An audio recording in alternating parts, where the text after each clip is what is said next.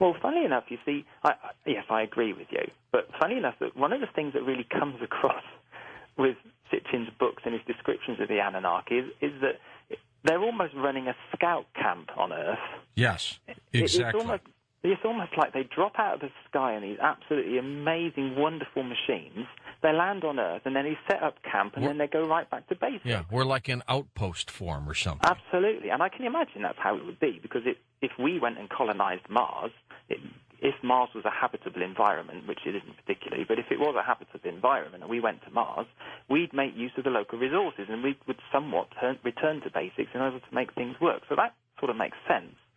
But because they're described in this way, because they're described in a fairly sort of basic way, we haven't really got, except for his idea of SHEMS, the rockets, we haven't really got much of an idea of what their technological capabilities are beyond their space flight. So it's difficult to say, really. I mean, they clearly can move around, but he doesn't, as far as I know, he doesn't describe how long it takes to get from here to Nibiru. But the general gist of it is that unless Nibiru's quite close in its orbital cycle, I would have thought it's more difficult to do. But actually saying that, George, one of the things Zechariah has written to me is that, there's no reason to suspect that the times when the Anunnaki visit us have to coincide with the appearance of the planet, which sort of startled me when I wrote that. Well, they could be on outposts in other areas, closer by. Absolutely. He reckons there's some on Mars, isn't he? And the Agisi, I think he called them. So from his point of view, I think he doesn't necessarily take the stand that, their great King Anu arrived just as Nibiru appeared in the sky. That's the most likely possibility, but he would argue possibly that they can come and go as they please. What I found fascinating, too, about some of his work is when he talks about Earth collided with, other objects, and all of a sudden now scientists are saying Earth collided with another object. I mean, I find this to be very fascinating, don't you? Well, one of the reasons I really enjoy his work. He predicts things, and it comes to be. The moon appears to have been formed from a massive collision with a Mars-sized object very early on in the solar system. And, there you go. And it's either part of Earth or part of both, huh? Yeah, absolutely. I mean, his contention, of course, was that Earth was created from a very destructive collision between one of the moons of Nibiru, or Marduk. I mean, I like to call Marduk the Dark Star because I think that makes sense. Right. So in the Babylonian sense, it's one of the moons of Marduk, because the term Nibiru it's a little bit more complicated because it's one of the 49 names, I think it is, that's given to Marduk. And I think it's generally used in terms of a ferry or the ferryman, and it's generally used in terms of being seen in the sky. So this is why I think there's a certain amount of flexibility as to what Nibiru is. Well, and how many moons is this brown dwarf bringing with it? Nibiru being 7. One of them. It had 7. 7. But this is one of the contentious things, of course, because there were all these collisions. So whether it's still got 7 or not now, but it would be a brown dwarf with 7 moons, I would put forward, just based on some of the symbolism that appears to come with it from Egypt and Mesopotamia. And you only need one of those to be life-supporting. The rest of them can just be other planets. That's true. I mean, look at the amount of moons that Jupiter has and Saturn has. I mean, there's no reason not to believe then, if your theory's correct about this brown dwarf, that it could be carrying with it 7, maybe even more. Well, it could also be carrying a host of asteroids, a host of its own comets.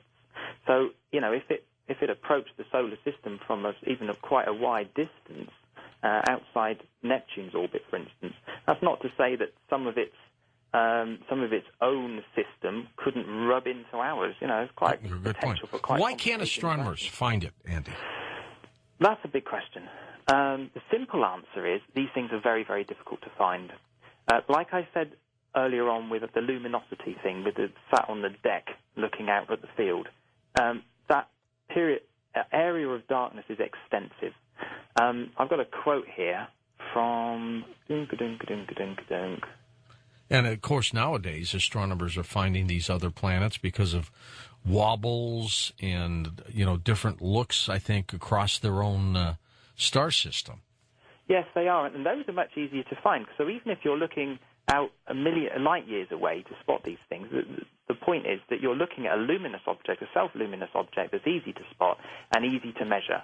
Whereas where you're looking for brown dwarfs, they are dark by their very nature, or at least these old objects are, and they're very difficult to spot. It's almost like looking for a black hole, isn't it? It is, yeah, it is. It's a little bit easier than that, but not much, because they're very powerful objects that emit X-rays, or at least there's X-rays associated with them, because they don't really emit anything, brown dwarfs, but they're powerful, energetic objects. They have a great amount of fluctuation that occurs around them, whereas brown dwarfs are just sort of gas giants floating about, Anyway, I've got a quote here from a guy from JPL, Dr. Peter Eisenhart, and it says, "We believe there are more brown dwarfs than stars, but we haven't found many of them because they're too faint in visible light." Well, that's very simple, but it illustrates my point.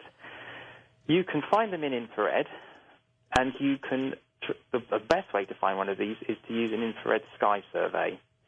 So IRAS went up in the mid-'80s, and I think one of the things that people don't realize about IRAS is that it wasn't actually complete. It did about 95% of the sky. They took the data, and there were lots and lots of anomalies from IRAS, and they worked through some of them, and they released some findings, and there were some controversial ideas at the time, which you've probably heard about, that were published in mainstream papers about objects that were discovered that might be Jupiter-sized planets going around the sun, which sounds familiar, doesn't it? Sure does. And some of those leads were actually never chased up. And one of the things I describe in Dark Star is one particular report that was a controversy between the Americans and the British on the project, because I think there were three camps, British, Americans, and I think it was the Dutch. And the English were very, very keen to chase up an anomalous finding in Sagittarius, and the Americans canned it. I don't know why. And there was a bit of public spat between them about this. But IRAS eventually ran out of funding, and they didn't really complete their work. There was lots there that could have continued, and the project came to a natural end before all the work was completed. So whenever you hear someone say, "Oh, well, IRAS would have found it," as with all things, it's not as simple as that. And there hasn't been another really good sky search in 25 years in the infrared, which is surprising, isn't it, really? Is this something where maybe amateur astronomers are going to find, or they don't have that kind of equipment to find this? They don't really, no. Because in the infrared, you can't look at stuff in the infrared from your back garden. But the reason is because you're surrounded by infrared. We're living in a bubble of infrared. The Earth is a bubble of infrared. We're all surrounded by warmth. You have to put the telescopes either into the cold of space, or if you really want to stay on the Earth, you have to go to the Antarctic or other extremely cold zones where you can take out a lot of the background heat. So that's why it's difficult to work in this particular part of the electromagnetic spectrum. Andy, take a moment and tell us where you can find the dark star. Okay. Go ahead. What now? Yeah. Sagittarius, or thereabouts. No, I mean your book. Oh, I see. My apologies, George. Well, not literally the dark side. Oh, yes. You can find my book well, basically the place to go is Amazon. If you're on the internet, go and look it up on Amazon. There's a link from the Coast to Coast site, and there's a link from my Dark Star Theory website, which is darkstar1.co.uk.